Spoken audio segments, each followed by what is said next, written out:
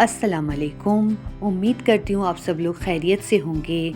जैसे कि आप थंबनेल में देख चुके हैं, आज हमारे चैनल में क्या बनने जा रहा है, वो है एप्पल जैम या सेब की जेली, जिसके लिए हमें चाहिए 1.5 किलो सेब।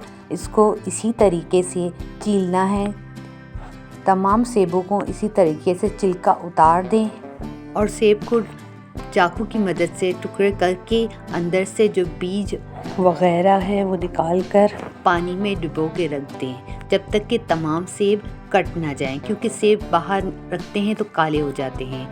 अब एक देगची या पैन ले जिसमें जैम बनाना है। तमाम सेब डाल दें और इसमें 1 से 1.5 गिलास पानी भी डाल दें और गलाने के लिए चूल्हे पर चढ़ा दें। बहुत तेज़ आंच नहीं होनी चाहिए, दरमियानी आंच पर 10 से 15 मिनट लग जाते हैं सेब को गलने में। अच्छी तरह से मिक्स कर लें ताकि पानी ऊपर आ जाए। थोड़ी देर के लिए ढक के 10 से 15 मिनट के लिए रख दें और हमारे सेब तैयार हो चुके हैं, अच्छी तरह से गल चुके हैं। अब चूल्हे से उतार कर ठंडा होने के लिए रख दें। अब हमारा मिक्सचर जो है वो तकरीबन ठंडा हो चुका है, तो इसे ग्राइंडर जूसर जग में डाल के हल्का सा मैश करेंगे। ज़्यादा ग्राइंड नहीं करना, क्योंकि बिल्कुल पेस्ट बन जाता है तो मज़ेदार जैम तैयार नहीं होता। अगर किसी को ग्राइंड नहीं करना तो हल्का सा मैशर से मैश कर लें, क्योंकि सेब जल्दी गल जाते हैं, मैश हो जाते हैं।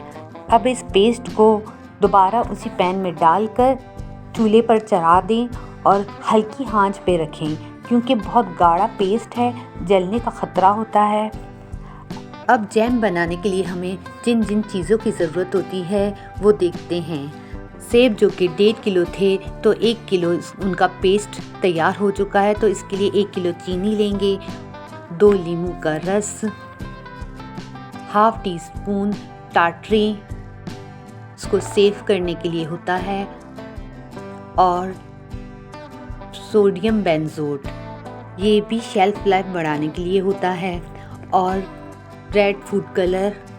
एप्पल एसेंस हो या पाइनएप्पल एसेंस, दोनों में से कोई भी एक डाल सकते हैं या इसको स्किप भी कर सकते हैं। अब जो हमने मिक्सचर चूल्हे पर चढ़ाया था उसमें चीनी डाल के अच्छी तरह से मिक्स कर लें। चूल्हा बहुत तेज़ ना हो, मीडियम टू लो फ्लेम हो, ताकि चीनी अच्छी तरह से मेल्ट हो जाए और नीचे से ना जले।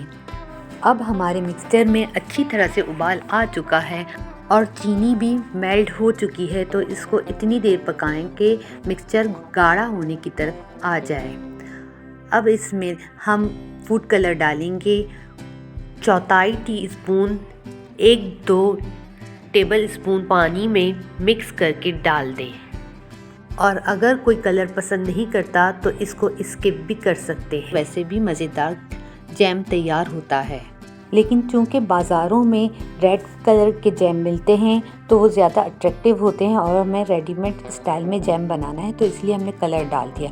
अब इसमें ½ टीस्पून टाटरी या सिट्रिक एसिड कह सकते हैं, वो डाल दें और अच्छी तरह से पकने के लिए छोड़ दें। थोड़ी थोड़ी देर बाद चमचा चलाते जाएं। अब इसमें जो एसेंस था ½ टीस्पून डालकर मिक्स कर लें। अब भी इसको आधा घंटा करीब लगेंगे गाढ़ा होने में, तैयार होने में। जैसे हमें जैम चाहिए वैसे तैयार होने में तकरीबन आधा घंटा लग जाता है, क्योंकि धीमी आंच पर पकाना है, जलने का ख़तरा होता है। और अब नींबू का रस डालने की बारी है।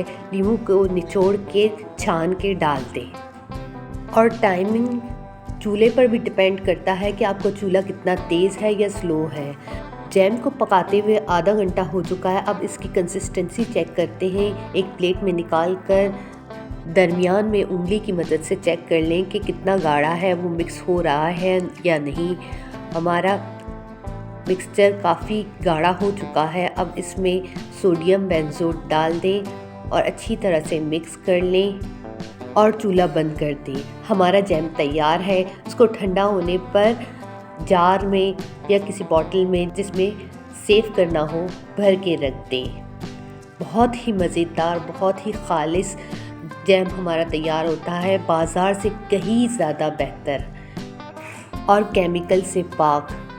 कितना प्यारा कलर है, बिल्कुल बाज़ार जैसा। आज की आपको ये रेसिपी कैसी लगी ज़रूर कमेंट सेक्शन में बताइएगा। और गाजर के मुरब्बे और चिली गार्लिक सॉस या केक पफ वगैरह की रेसिपी देखना चाहते हैं तो लिंक डिस्क्रिप्शन में मौजूद है, वहां जाके आप देख सकते हैं। और वीडियो को लाइक और शेयर ज़रूर कीजिएगा। शुक्रिया।